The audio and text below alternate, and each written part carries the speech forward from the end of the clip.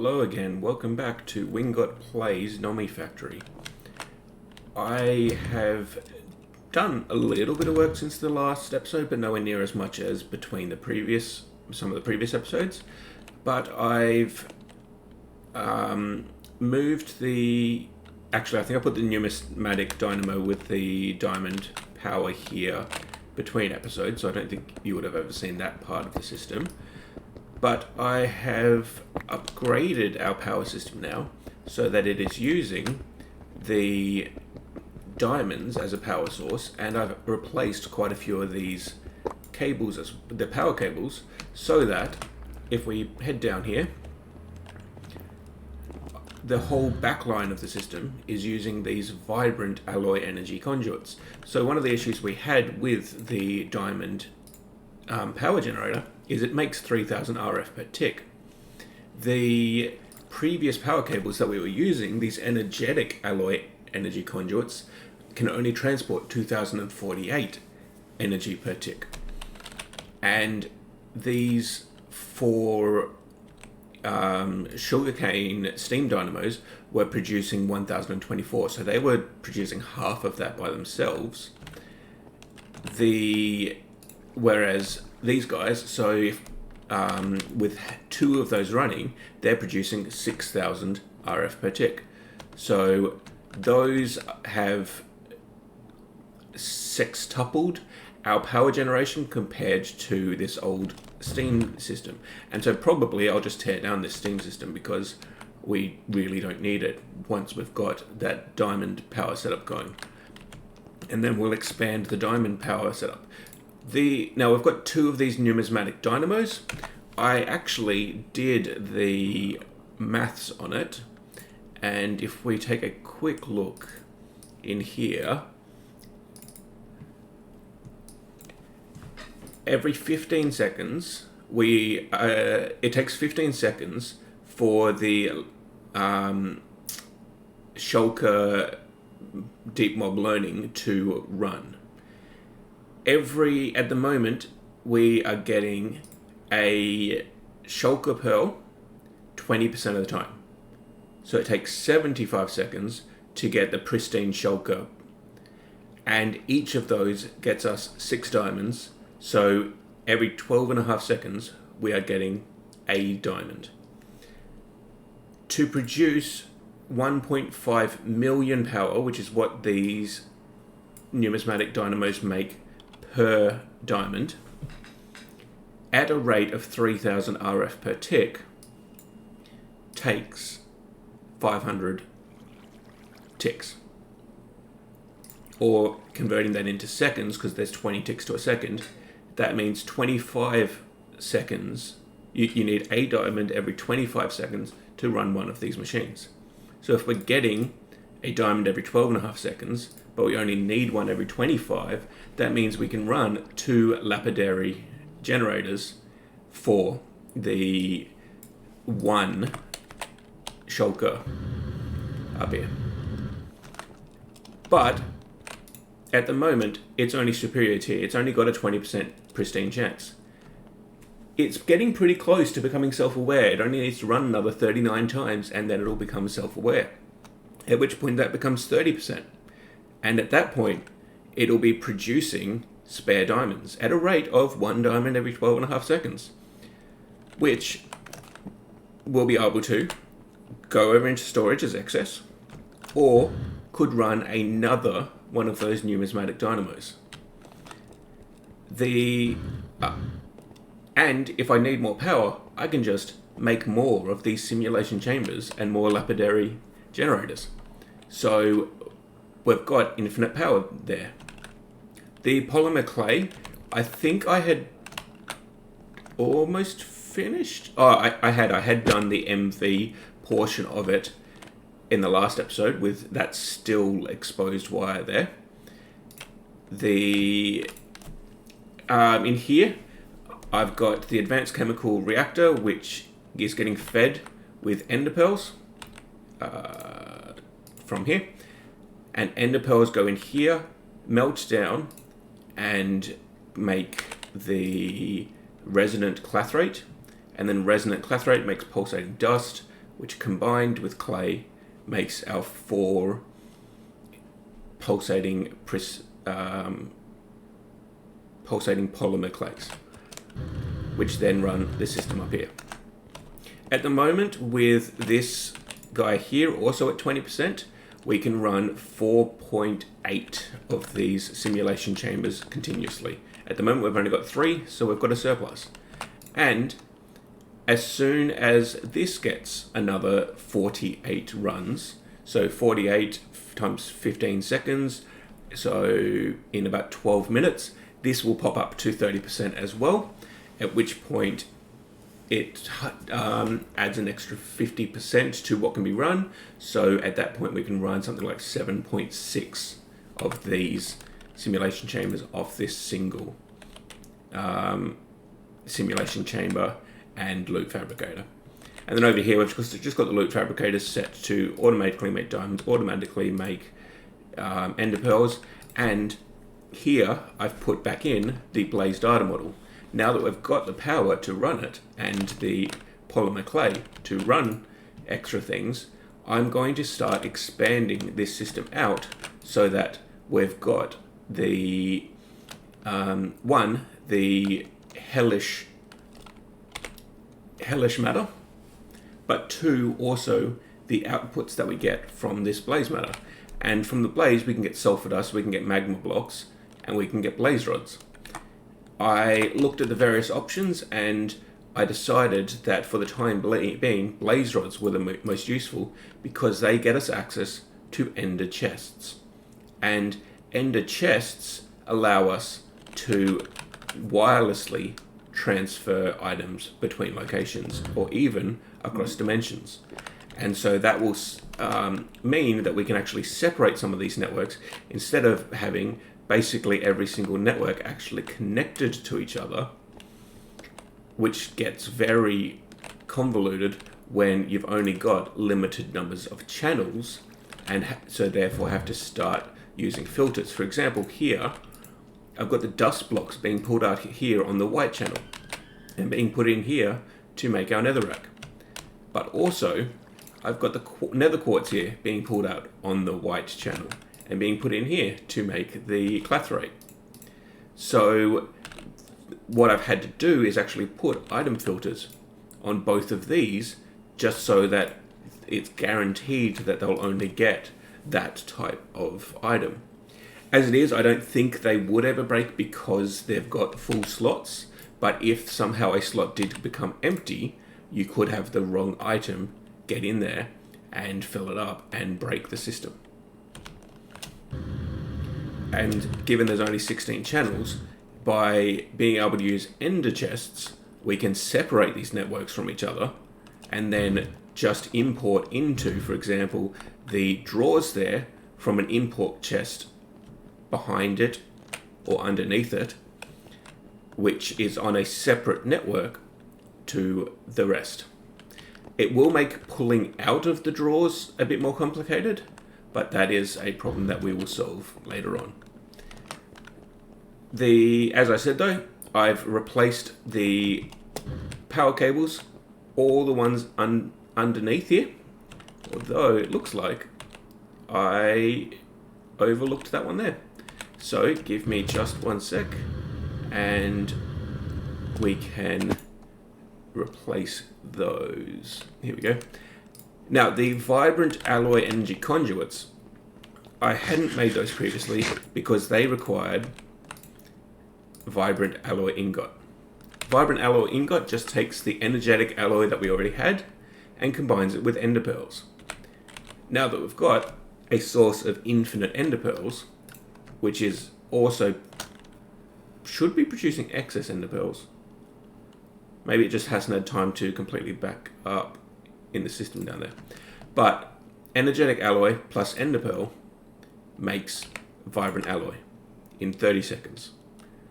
And then the vibrant alloys are used for various crafts, but one of which is this vibrant alloy wire, which can be combined with the energetic alloy energy conduit to make the vibrant alloy energy conduit, which is moving out 8,000 RF per tick.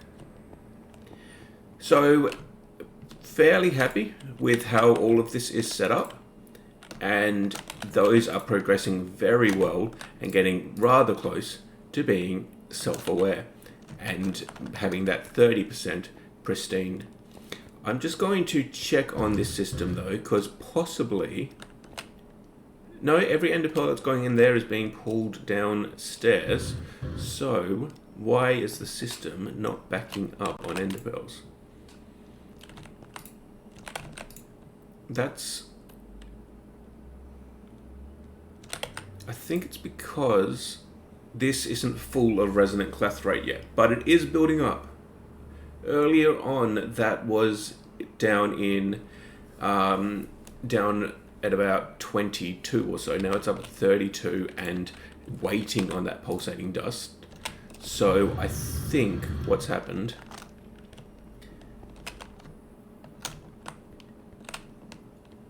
is that drawer is not full, so that can't be backing up. What's going on here? Oh, this alloy smelter is the bottleneck, and so we're just waiting on it to progress. Yeah, cool. So it's producing pulsating clay. I could time this, but it looks like it's probably producing 4 pulsating clay about every 5 seconds or so. And up here, I did time it before, and these runs take 15 seconds. So that means with 3 of these, that means we need 1 every 5 seconds, and we're producing 4 every 5 seconds. So eventually that'll all build up. Once it builds up, everything will back up. And once everything backs up, and this is completely full of ender pearls, then at that point, our ender pearl supply up here will also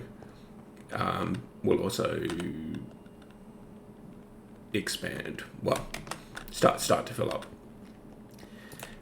Anyway, that's the so we've got the automation of the power done, because we've got 6,000 power being produced per second thanks to the shulker here. And as I say, in under a minute, that will be producing spare diamonds and start putting diamonds into our storage over there as well. At that point, if we pop back into our clipboard here, so we've automated DML. We've automated the pristine, the pulsating polymer clay. Every step of that has now been automated. We don't have to do anything. We've also upgraded our power. Arguably, I have expanded the DML, but all I've done is put a blaze there. What I meant by expand was actually make maybe 7 or 8, and probably 7, because we want to have an excess of pulsating polymer clay. We don't want it to just at some point fall over and stop running. And as I said, this guy at 30% will be able to run something like 7.6 of the pulsating polymer clay production, 7.6 simulation chambers. And he's getting pretty close. In 14 runs, he'll be at 30% as well. And there we go, self-aware. The shulker, self-aware. Perfect. And so I'm thinking I probably will just look at the things that I'm running low on. I'm not running low on copper ingots, but I think I am running quite low on silver ingots. Silver ingots come from pristine ghast matter. And so up here, I've got the ghast sitting there. And so ghast is just a ghast tier and 7 hellish matter, which is a big reason why I put this blaze back in, because I needed the hellish matter as opposed to the blaze rods. The blaze rods are just a bonus that I'm getting on top of it, but what I was actually aiming for was these hellish matter so that I can make the ghast, and the ghast tier here can also be made with hellish matter, a spider eye, and a sugar. And then that will allow me to get access to silver ingots. And so that is the next thing I'm going to make. Because if we look over here, silver, I've only got 17 there. And there's no block of silver anywhere in here. Same with gold. If we look at gold, there's this 29, but there's no blocks. There's no extra. And the last time I went mining, there's no silver, there's no gold sitting here. So we really want to automate these basic metal resources, and especially the ones that we are low on at the moment. So that is what I'm going to work on now to expand the deep mob learning. I will see you in a minute. And with that, we now have a basic simulation set up. We've still, of course, got the shulker and the enderman providing the power and the clay, but we've got here a ghast data model and a guardian data model, both of which use 1024 RF per tick, which in addition to the 2048 that the enderman uses, that's 4096 plus another 512, means that the 6000 power that we're making from these diamonds only has about 1500 spare at the moment, and so I could probably set up one more of these 1000s, and so long as I don't particularly heavily use the rest of the power in the base, it would run pretty well. But for the time being, I'm happy with just these 4, and we've got silver being made and gold being made, and here you can see it's run 156 times and 99 times. And then if we head over to the storage wall, we had less than half a stack of both of these, and we've now got over 2 stacks of gold and over 4 stacks, almost 4.5 stacks of silver, and it will just keep building up. So we now have diamonds and gold and silver and eventually ender pearls coming into the system. And if we do ever need ender pearls, then I can temporarily just turn this off so that it stops putting ender pearls into here, and they will accumulate upstairs.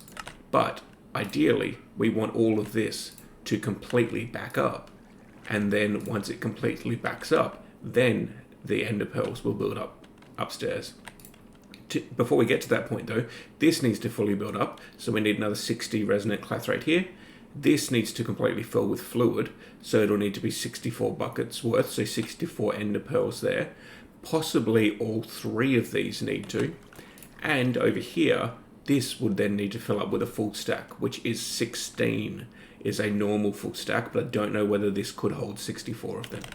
At that point, it'll all back up and start. I've just noticed that there's spawn points on top of here.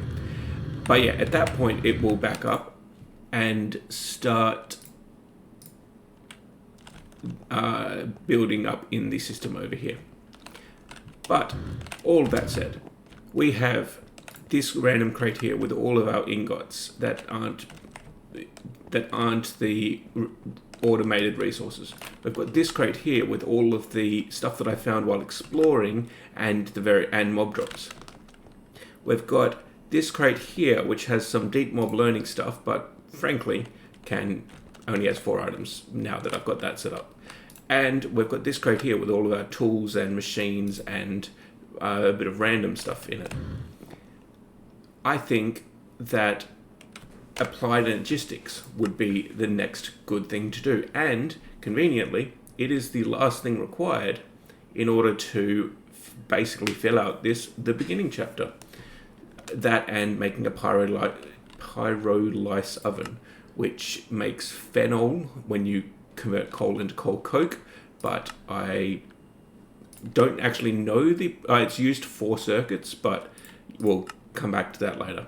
For now, we'll work a little bit on applied energistics and getting our storage system up and running. The very first thing though is we need this charger, because we need to convert Certus quartz into charged Certus quartz. I have got a little bit of Certus quartz that I found just randomly while I was out exploring. But we've only got 5 there, and that's not going to last for very long. You can get Certus quartz from already having Certus quartz.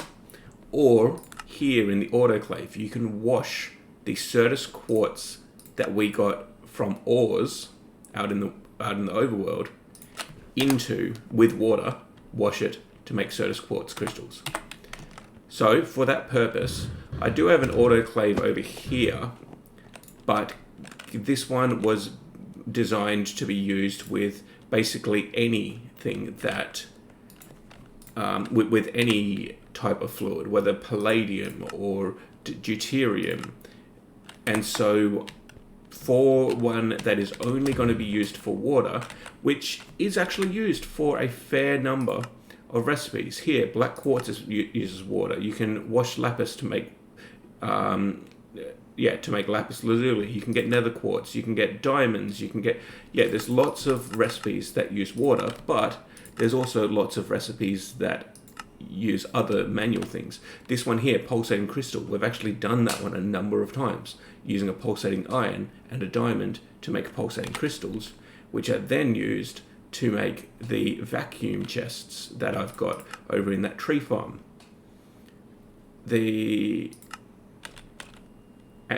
So I've got 2 of those at least. I think I've used that same recipe for something else as well. So here, we've got an end of wire here, which outputs 1 bucket of water per second. It automatically is outputting here to the basic autoclave, and I've set up so that we can put in Certus quartz up here. It'll import into the autoclave and then export the output. So we've got some Certus quartz here. All we need to do is turn it on so that it extracts. At which point the Certus quartz, the dirty Certus quartz effectively, will go in there and will make Certus quartz crystals, which will then build up in here. We've got these blocks of Certus quartz that I used to condense and try to save space in here. And so convert those. There we go. We also, I don't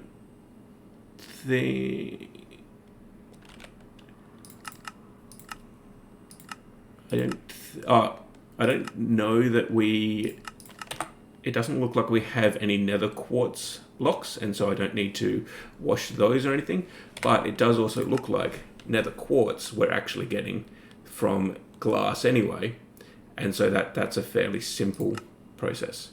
I think we got all of this from nether quartz ore that we processed, but we've got infinite nether quartz downstairs here being made and shoved into there from the electrolyzer here. And it looks like that's not keeping up. So we'll probably want to expand this electrolyzer when we get a chance. But once we do expand that, the excess nether quartz will be able to go upstairs and be available for us to use as well, without having to go mining any extra ore. Here we go, and so we've got this Certus quartz being cleaned there. The other thing it said was we need a charger so that we can make a charged Certus quartz. We're just going to need 5 dark steel plates and a Certus quartz plate, which is Certus quartz dust that comes from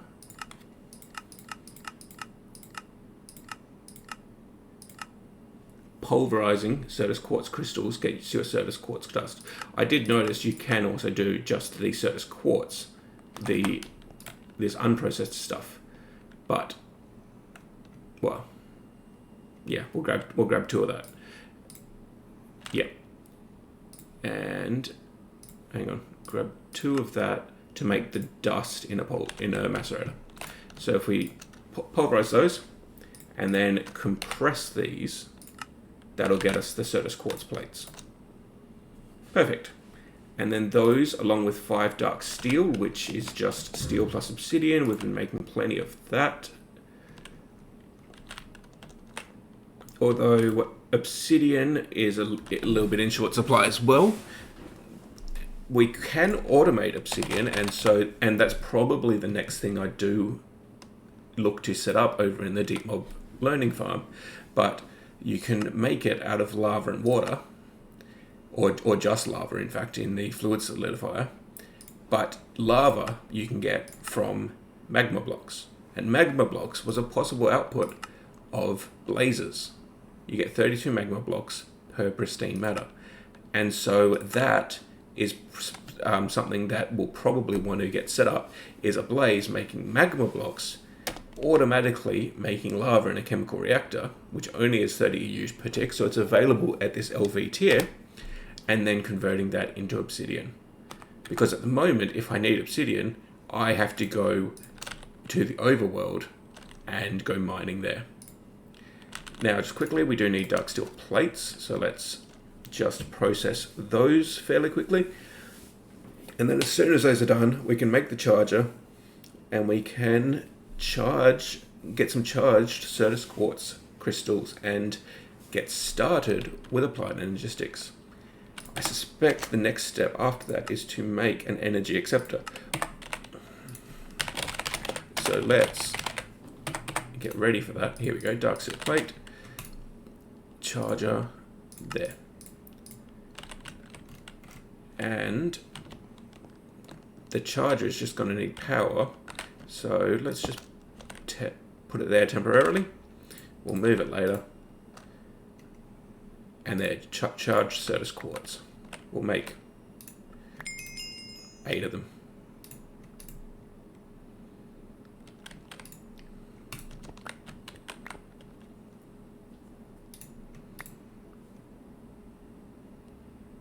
Come on. Plenty of power in there. And when you're ready, there you go. That'll be 8. Awesome. We'll destroy that. There you go. Now we're going to need a energy acceptor, which is going to need electrical steel plates. We've already made electrical steel using steel and silicon dust. So now we just need to make plates, which is just a compressor. And we need 4 of those. Easy. LV machine hull. I don't think I've currently got any spares of those. I made a full stack of primitive circuits. I made half a stack of, or a quarter of a stack, 16 I think, of these LV machine hulls after coming to the void. So we already had pretty much all of those machines there out in the overworld. And yet I've managed to go through a full stack of primitive circuits and a quarter stack of LV machine hulls since that point. And so that's what I mean when I say batch crafting up a full stack is never a mistake. I pretty much use the rule, if you need at least 2, then you need a full stack, or you need infinite. If you can automate it and make it infinite, such as the silver here, the gold here, the diamond, then that's awesome. If you can't, then batch craft it. That said, for now we need 1, so let's just make 1. On camera at least, I'll make 1, and then after hours between episodes, I'll batch craft.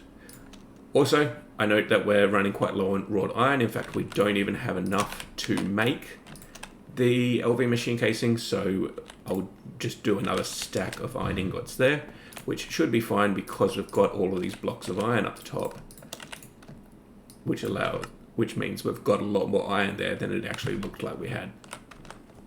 Once we have these wrought iron, we'll be able to make the LV machine hull, and then the question is, how do we make fluix plates? Because that is the other thing we need in order to make an energy acceptor. Meanwhile, let me just grab 4 electrical steel, which we've got 3/4 of a stack there, and then they will just go into the compressor once it's done. So we need fluix crystals, made in a crystal growth chamber from a fluix seed. I suspect Fluix seed would need Fluix dust, so we need Fluix crystals first no matter what. And then those are made by dropping a charged Certus quartz, a nether quartz, and a redstone dust into a puddle next to one another and wait a moment to receive 2 of them. That's the vanilla applied energistics model. So that is pretty nice. If we grab, let's just do 16 nether quartz, we'll grab 16 of that as well. And I forget what the other thing is. Charged Certus quartz dust. Well, we've only got 8 of that, so we can't do that. That'll still get us 16 Fluix crystals. And then we need a puddle of water. So let me just grab a bucket. Oh, I already had one. So that we can grab some water out of this endeavour. And now we just need somewhere to place that. Let's grab some random, we'll use Agon, and make a 1 by 1 by 1 area that we then just throw charged Certus quartz, redstone, and nether quartz into, at which point they'll pop, and we've got 16 Fluix crystals. Then we just need 4 Fluix plates in order to make the energy acceptor. If we pop over here, machine holes, it's got the recipe in here, so LV machine casing, LV machine hole. Perfect. We are running quite low on tin cables, so I'll have to fill those up as well, but that can happen between episodes. Let's take a look here. There you go. We have an energy acceptor. And it popped. Cool. Energy acceptor converts RF power into AE power. Will be transmitted through adjacent Emmy network devices and Emmy cables. Quartz fibers and microparts. Yep. Awesome. That's all done. And then what we should probably start with is a Emmy Chest, but to make that we're going to need an Emmy terminal. The Emmy terminal is here. It needs a primitive circuit, which I did say we're completely out of, and it needs a illuminated panel, which is just 3 Fluix plates and 3 quartz glass. So things that we've already made. Quartz glass is just, oh, actually it's not something we've already made. It's just normal glass plus Certus quartz dust, both of which we've got glass fully automated. In fact, that's probably a full drawer worth, 32 stacks, plus the Certus quartz can be crushed down to make the dust and then alloyed. I will do those couple of things and make some more primitive circuits, and then I'll see you in just a moment. And now with the Emmy terminal crafted, which as I say was just a primitive circuit plus that illuminated panel, 3 quartz glass and 3 Fluix plates, I am now able to make the Emmy Chest. But I've taken a look at the Emmy Chest, and it needs an illuminated panel, fine. It needs a small storage crate, easy. It needs dark steel blocks, okay, fine, that's just dark steel. It needs quartz glass, okay, we've already done that. And then it needs a pure Fluix, a pure nether, and a pure Certus quartz. Each of these needs a seed, which you get by taking the dust and a sand, which gives you 2 seeds. Those seeds can then be thrown into water and take quite a substantial time in order to grow up into pure Fluix crystals. As in, I think it's about half an hour or so that they take. So, at this point, I think I'm going to pause the applied energistics plans, and we'll have to continue on with that in the next episode. Stay healthy, and I hope to see you in the next one.